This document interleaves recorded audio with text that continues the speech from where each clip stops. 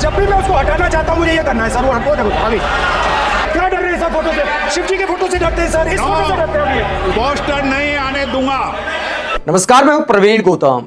दोस्तों, राहुल गांधी के संसद में भाषणों को लेकर बीजेपी के इकोसिस्टम में जिस तरह की बौखलाहट है, वो इस बात का जवाब है कि चुनाव के बाद क्या बदल गया है। जब बजट पर राहुल गांधी ने मोदी सरकार को सुनाया तो वित्त मंत्री माथा पकड़कर मजाक बना रही थी। और देश का हलवा बट रहा है सर, और इसमें 73% का है ही नहीं सर। ये आप लोग हलवा खा रहे हो और बाकी देश को हलवा मिल ही नहीं रहा है। लेकिन आज पीएम मोदी के समर्थक पत्रकार और पीएम मोदी के कट्टर वाले समर्थक भी वित्त मंत्री और बीजेपी को सुना रहे हैं। कहते हैं कि बीजेपी का मजाक बन रहा है और राहुल गांधी देश की राजनीति का नैरेटिव सेट कर रहे हैं। ये बदलाव है 2024 चुनाव के बाद। पूरे हिंदुस्तान में मिडिल क्लास ने मोबाइल फोन की लाइट जला दी। अब इस बजट में आपने उसी मिडिल क्लास के एक छुरा पीठ में मारा, दूसरा छुरा छाती में। मिडिल क्लास अब आपको छोड़ने जा रही है और इस साइड आ रही है। राहुल गांधी ने संसद में जिस तरह बीजेपी सरकार की धज्जियां उड़ाई हैं, उसे लेकर मोदी समर्थक पत्रकार भी उनकी तारीफ करने को मजबूर हैं। पीएम मोदी के समर्थक कहते हैं कि बीजेपी का इकोसिस्टम आईटी सेल वाले नकारा हो गए हैं। राहुल गांधी का कोई तोड़ निकालना चाहिए। अजीत भारती राहुल गांधी के भाषण को लेकर क्या कहते हैं? राहुल गांधी की स्क्रिप्ट जो भी लिख रहा है, जो भी उसके बिंदु बनाकर दे रहा है, उसे साधुवाद। मैं घोषित रूप से उसका विरोधी हूं और रहूंगा। बस संसद में जिस कोरियोग्राफी और संवाद लेखन के साथ वो उतरता है, उसके दल को उसका 200% परिणाम मिल रहा है और मिलता रहेगा।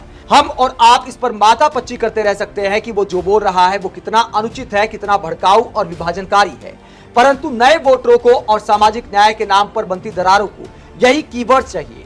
सभापति उसकी फोटो संसद नियमावली के आलोक में ना दिखाएं। वो व्यक्ति इस बात को बुनाएगा, सभापति को मौक करेगा कि जादू दिखाता हूं, और वो अपने दर्शकों को ये समझाने में सफल रहेगा कि उसके साथ तानाशाही हो रही है, संविधान की हत्या हो रही है। यही बातें राहुल गांधी संसद के बाहर की मीडिया को बताएगा। मीडिया बिना वापस सवाल पूछे यही बात चलाएगा कि राहुल गांधी ने क्या कहा। संध्या में हर कांग्रेस पैनलिस्ट रैंडम विषयों पर राहुल गांधी को बोलने नहीं दिया जा रहा कहते दिखेंगे। ये योजना बहुत सुंदर है क्योंकि इसमें भाजपा कहीं गेम में है ही नहीं।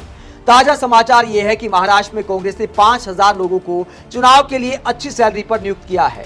भाजपा 2014 की खुमारी से बाहर नहीं निकल पा रही। कांग्रेस परफेक्शन के साथ कार्य कर रही है। बधाई हो सुप्रिया श्रीनेत। यदि समय है तो भाजपा के लिए एक हाउ टू ट्यूटोरियल भेजेगा। संभव है सीख कर इनका स्तर कुछ बढ़े। तो यहाँ पर सुप्रिया श्रीनेत की तारीफ कर रहे हैं अजीत भारती, राहुल गांधी की तारीफ कर रहे, कटाक्ष करते हुए कि भले राहुल गांधी अनुचित बोल रहे हैं लेकिन अपने वोटर को भुनाने में सफल हो रहे हैं। कांग्रेस की रणनीति की तारीफ कर रहे हैं पीएम मोदी के समर्थक माने जाने वाले पत्रकार। ये राहुल गांधी के भाषण को लेकर बौखलाहट है, ये राहुल गांधी के भाषणों को लेकर बौखलाहट है, और ये भी दिखाता है कि जो पप्पू वाली छवि बनाने की कोशिश की गई थी उसको राहुल गांधी ने तोड़ दिया है। और बीजेपी के समर्थक अब निराश होने लगे हैं और इस बात से नाराज है कि बीजेपी राहुल गांधी का कोई तोड़ नहीं निकाल पा रही, कोई लॉजिक के साथ जवाब नहीं दे पा रही। और इसे लेकर पीएम मोदी के कट्टर वाले समर्थक क्या कहते हैं दोस्तों? अजीत भारती ने एक और ट्वीट किया, वो भी आपको दिखाता हूं। अजीत भारती इस पोस्ट में दिलीप मंडल का सहारा लेने को लेकर कटाक्ष करते हैं। दिलीप मंडल आजकल भाजपा का सुरक्षा कवच बन गए हैं। राहुल गांधी जो भी भाषण देते हैं उसको लेकर दिलीप मंडल पोस्ट करते हैं तो भाजपा का जो इकोसिस्टम है वो उस पोस्ट को रीट्वीट कराता है। और इसे लेकर अजीत भारती पोस्ट करते हुए कहते हैं, दुर्दिन चल रहे हैं। ये आपको तब समझ लेना चाहिए कि जब भाजपा के नैरेटिव सेटर मंडल को रिट्वीट दिलाने में सक्रिय रूप से लगे हुए हों। मंडल जी अभी भाजपा की सबसे बड़ी आशा के रूप में उभरे हैं। मजा तो तब आएगा जब रीट्वीट से मन नहीं भरेगा तो इन्हें राज्यसभा भेजकर देखेंगे कि ब्रो नैरेटिव बन रहा है कि नहीं। कुछ दिनों में मंडल जी के मंडल कमीशन टाइप का रूप ले लेंगे। मैं प्रतीक्षा में हूं कि मुझे एक फोन आए, नमस्ते अजीत जी, हम चाहते हैं कि आप मंडल जी के साथ एक पॉडकास्ट करें। हम लोग चंद्रशेखर रावण को काउंटर करने के लिए किसी स्थापित व्यक्ति को लाना चाहते थे और मंडल जी एकदम फिट बैठते हैं। मैं मन में वो गाली सोच रहा हूं जो मैं उस फोन करने वाले व्यक्ति को दूंगा। वो सबसे अलग गाली होगी जिसे मैं काफी मनन के बाद रचूंगा। तो पीएम मोदी को समर्थक करने वाले, बीजेपी के लिए खुलकर बोलने वाले अजीत भारती बीजेपी को आईना दिखा रहे हैं कि कैसे दुर्दिन आ गए हैं कि दिलीप मंडल का सहारा लेना पड़ रहा है। और इसे लेकर जो बीजेपी में आयातित नेता आ रहे हैं दोस्तों, कांग्रेस छोड़कर जो आ रहे हैं या कई पत्रकार आ रहे हैं, प्रदीप भंडारी जैसे जो गोल गोल साइकिल चलाकर पत्रकारिता किया करते थे, उसे लेकर ऋषि हिंदुस्तानी जो कि पीएम मोदी के समर्थक हैं, वो कहते हैं अब ये मंडल, सूर्य प्रताप, प्रदीप भंडारी, रोहन गुप्ता, राधिका खेड़ा जैसे लोग ही भाजपा को उभारेंगे। बाकी इसके अपने नेताओं को नागपुर और दिल्ली के ऑफिस में साफ सफाई का काम मिलेगा।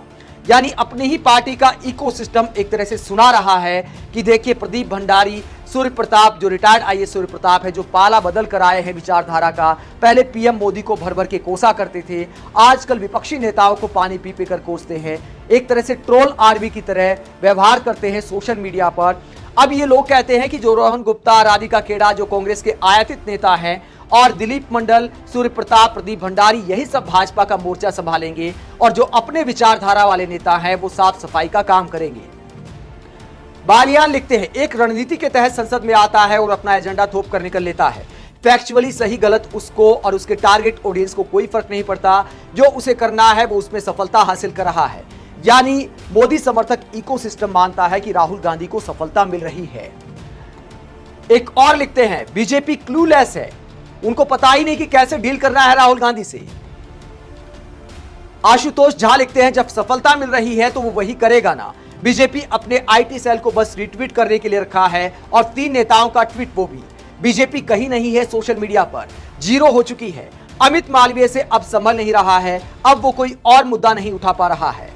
तो ये बीजेपी के समर्थक ही ये कहने को मजबूर हैं कि राहुल गांधी नैरेटिव सेट कर रहे हैं। संसद में राहुल गांधी आते हैं, धोकर चले जाते हैं, सोशल मीडिया पर कोई जवाब नहीं है। सोशल मीडिया पर राहुल गांधी के भर भर के व्यूज आते हैं। बीजेपी के नेता और बीजेपी का पूरा इकोसिस्टम बस रिट्वीट करने में लगा रहता है, पीएम मोदी की तारीफ करने में लगा रहता है, लेकिन कोई लॉजिक के साथ तोड़ नहीं निकाल पा रहा राहुल गांधी की बातों का। दोस्तों ये नया है, ये चुनाव के बाद एक नया है कि बीजेपी का जो समर्थक है वो भी लाचार महसूस कर रहा है कि सोशल मीडिया पर कांग्रेस कैसे आगे निकल गई है, राहुल गांधी कैसे छा गए हैं, और बीजेपी वाले कोई लॉजिक के साथ जवाब तक नहीं दे पा रहे। बल्कि पीएम मोदी के समर्थक पत्रकार ये कहने को मजबूर हैं कि राहुल गांधी के भाषण जो भी लिखता है उसको हम सलाम करते हैं, उसका साधुवाद करते हैं। आप इस पूरे मुद्दे पर क्या सोचते हैं कि चुनाव के बाद जिस तरह राहुल गांधी देश की राजनीति का नैरेटिव सेट कर रहे हैं और धर्म की राजनीति को लेकर जिस तरह राहुल गांधी ने बीजेपी को आईना दिखाया है, जिसे बीजेपी अपना मजबूत पक्ष बताया करती थी, उसे लेकर ही राहुल गांधी कभी शिव जी की फोटो लेकर पहुंच जाते हैं, कभी महाभारत का किस्सा सुनाते हैं और बीजेपी को बोलते हैं कि आपने देश की जनता को अभिमन्यु समझा है कि चक्रव्यूह में घेर कर खत्म कर देंगे, लेकिन देश की जनता अर्जुन बन गई है। देश की जनता असल हिंदुस्तान अर्जुन की तरह है जो चक्रव्यूह तोड़ना जानता है। ये सोचते हैं कि देश के युवा, देश के पिछड़े लोग अभिमन्यु हैं, देश के पिछड़े लोग अभिमन्यु नहीं है, अर्जुन है। और वो जो आपका चक्रव्यूह है उसको फोड़ के फेंक देंगे, फेंकने वाले हैं। तो महाभारत के किस्से सुनाकर, शिव की बारात का उदाहरण देकर, धर्म की राजनीति पर ही, बीजेपी की पिच पर ही राहुल गांधी बीजेपी के छक्के छुड़ाने का काम कर रहे हैं। आप बीजेपी समर्थक पत्रकारों के इस तरह लाचारी दिखाने को लेकर क्या सोचते हैं कि मोदी जी के समर्थक भी ये कहने को मजबूर हैं कि अब सुप्रिया श्नेत से बीजेपी आईटी सेल वालों को ट्यूशन लेना चाहिए, एक ट्यूटोरियल सुप्रिया श्नेत को बीजेपी को भेजना चाहिए।